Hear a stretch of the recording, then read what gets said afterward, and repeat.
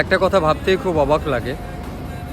কবি রবীন্দ্রনাথ ঠাকুর একটা কথা বলেছিলেন, যখন মানুষের ভালো না লাগে তখন সে তোমার সঙ্গ দিতে আসবে, যখন মানুষ একা হয়ে যায় তখন সে তোমার সঙ্গে কথা বলতে আসবে, যখন মানুষ বিপদে পড়ে তখন সে তোমার কাছে সাহায্য চাইতে আসবে।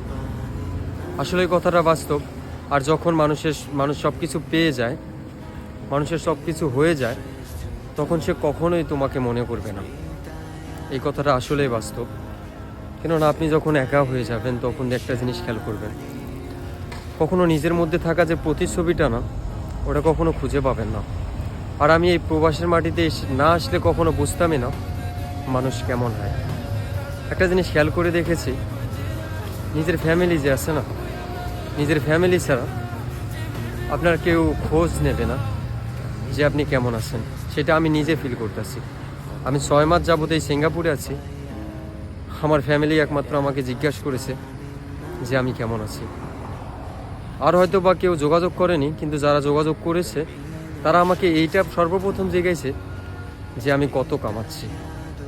আসলে অবাক হওয়ার বিষয় কি জানেন, মানুষ শুধু আপনাকে এইটা দেখবে যে আপনি কত কামাচ্ছেন, আপনি কেমন আছেন এটা কেউ জিজ্ঞাসা করবে না। এটা আসলেই সত্যি।